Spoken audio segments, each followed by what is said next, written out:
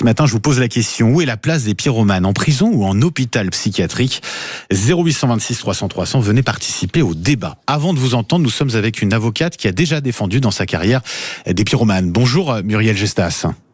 Oui, bonjour. Et un grand merci, maître, d'être avec nous ce matin sur Sud Radio. Vous êtes avocate au barreau de Draguignan. Je disais, durant votre carrière, vous avez défendu, alors en l'occurrence, une dizaine de pyromanes. Vous avez finalement décidé de ne plus défendre ce type de personnes, de mise en examen. Pour quelles raisons vous avez pris cette décision, maître? Alors, j'ai décidé de ne plus défendre des gens qui mettaient volontairement le feu, pas les départs de feu involontaires. Les pyromanes, pas ceux qui mettent le feu involontairement, effectivement. Voilà, tout à fait. On rappelle cette différence, elle est importante, oui, maître. Oui, j'ai le choix à l'heure actuelle de défendre telle ou telle personne, et malheureusement, ce que je constate, c'est que le pyromane est souvent quelqu'un qui j'allais dire, est peu curable, entre guillemets, c'est-à-dire soit il a une pathologie et effectivement sa place n'est pas en détention, soit il le fait pour des raisons pécuniaires, par exemple quand il est pompier volontaire, c'est arrivé souvent, ou alors celui qui a le syndrome du sauveur, c'est tout à fait autre chose, là je peux accepter de le défendre, soit des chasseurs, j'ai eu un peu ce type de profil ce qui fait qu'aujourd'hui, oui, j'ai choisi de ne pas défendre certaines de ces personnes. Vous l'avez dit, vous avez défendu un pompier pyromane ou des... J'en ai défendu plusieurs. Plusieurs. Oui. Pourquoi ils agissent ainsi? Alors, l'idée, c'est pas de jeter de l'opprobre sur l'ensemble des sapeurs-pompiers. Hein. Je précise, c'est important, bien évidemment. Mais pourquoi ces pompiers-là mettent le feu? C'est une forme de fascination pour le feu, pour les flammes, ou c'est tout autre chose, maître, vous qui avez eu justement, vous avez défendu des pompiers pyromanes? Alors, comme vous le dites, hein, c'est très juste de rappeler que ceci est marginal oui. Par rapport à l'ensemble des pompiers. J'ai eu deux exemples complètement opposés, on va dire. J'ai eu des pyromanes pompiers qui ont mis le feu par rapport à ce qu'on appelait avant les vacations. Aujourd'hui, ce sont des indemnités horaires. Il faut savoir que lorsqu'ils sont en intervention, il y a des majorations. Ce sont des sommes qui sont versées qui ne sont pas imposables. Et malheureusement, quand ils sont d'astreinte de garde, les montants sont très très bas. On est de l'ordre de 8 € par heure, alors que les majorations sont importantes quand ils interviennent. Il faudrait peut-être revoir aussi ce genre d'indemnité. Et d'autres qui ont le syndrome du sauveur. En réalité, j'ai eu quelqu'un qui a été très surpris de l'ampleur du feu. Il pensait mettre un petit feu, appeler, ce qu'il a fait d'ailleurs, intervenir et sauver le monde, entre guillemets. Malheureusement, quand on a des terres arides, sèches, avec des pommes de pin qui sont des vraies grenades, on ne peut pas maîtriser un feu. Non, oui, c'est pas maîtrisable dans ces cas-là. Sur la dizaine de pyromanes, alors je parle pas que des pompiers que vous avez défendus dans votre carrière, vous avez depuis arrêté de les défendre.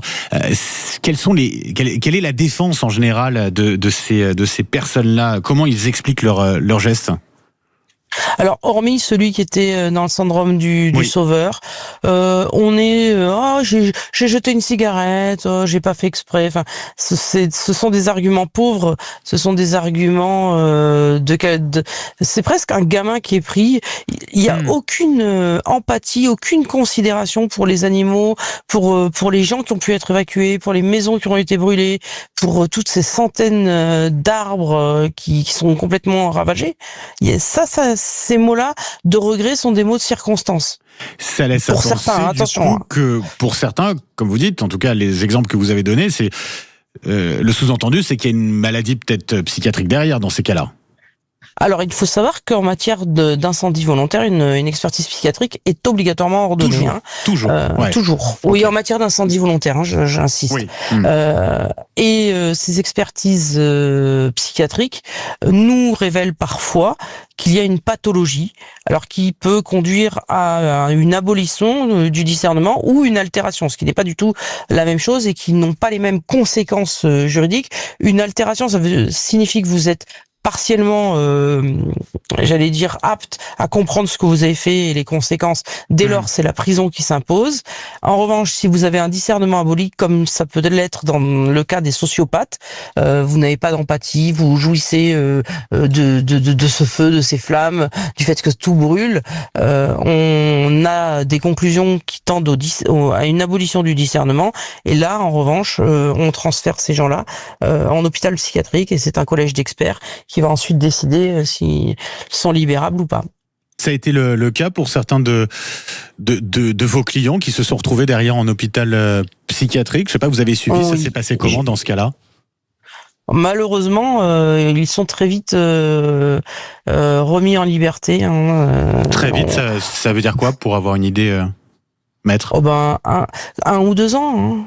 Ouais. On est sur 1 ou 2 ans. C'est par rapport au crime. Je vous rappelle qu'à l'heure actuelle, on encourt perpétuité dans certains cas. Donc, les gens peuvent pas comprendre en fait cette. On n'a pas les moyens. Enfin, je trouve, pardon, c'est mon point de vue, que les hôpitaux psychiatriques font ce qu'ils peuvent pour soigner, mais quand ils ont ces gens sous la main, effectivement, on arrive à les réadapter et à les sociabiliser entre guillemets. Malheureusement, lorsqu'ils sortent, s'ils ne font pas régulièrement leurs visites, s'ils ne reçoivent pas des injections ou autres, selon le cas, ils sont remis en liberté et ils sont dans la nature. Les lois existent. Ouais. En réalité, contrairement aux effets d'annonce qu'on peut entendre, les lois existent. C'est seulement les peines sont lourdes. Vous avez parlé des perpétuités. Et les peines sont lourdes. Oui. Je ne sais pas si c'est ce qui est appliqué. D'ailleurs, vous qui avez été en première ligne à ce niveau, quand vos clients ont été condamnés, ça a donné quoi ? Ah non, moi j'ai toujours eu des peines relativement. Faut quand même remettre dans le contexte. Oui. La plupart du temps, on est sur une première infraction. Donc moi je pense que le maximum que j'ai eu de mémoire, c'est 4 ans ferme. 4 ans ferme, ouais. Maître, vous restez avec nous juste une petite minute ou deux supplémentaires. 0826 300 300. On a Joanne qui est avec nous. Bonjour Joanne. Et bonjour. Des Bouches-du-Rhône, Joanne. Bienvenue sur Sud Radio. Comment ça va ? Merci. Ça va bien. Ça va bien. Bon, tant mieux. La question qu'on posait, alors c'était très intéressant ce qu'on entendait effectivement, et peut-être que ça vous a éclairé par rapport à la réponse que vous avez donnée à cette question, c'est de savoir où est la place des pyromanes. Est-ce en prison ou en hôpital psychiatrique ? Vous en pensez quoi, Joanne ? Oui, c'est vrai que le témoignage de l'avocate est clair effectivement, parce que chaque cas est un petit peu différent et doit être traité différemment. Il y a un peu des deux clairement dans ce qui a été dit. Alors je suis rassuré de savoir qu'il y a quand même des analyses psychiatriques qui sont faites en amont. Le seul truc, c'est après effectivement, comme elle l'a bien souligné, c'est après quels sont les moyens qui sont mis à disposition. Alors notamment parce que sur les hôpitaux psychiatriques en France, on est vraiment très en retard et qu'il y a très peu de prise en charge. Et on sait que les prisons sont surpeuplées aussi, de par ailleurs. Donc dans les deux cas, de toute façon, ça devient compliqué. Bah oui. Ouais. Ça, forcément, ça interroge. Bah oui, quelle solution quand les deux sont, alors mauvaises en tout cas, dans les conditions qu'on a et qu'on observe actuellement. Joanne, oui, vous vouliez rajouter quelque chose avant de redonner la parole à Maître Muriel Gestas ? Non, c'est juste, après je comprends aussi la position de Maître Gestas qui, à un moment donné, on arrive aussi à un trop-plein quand il y a des personnes qui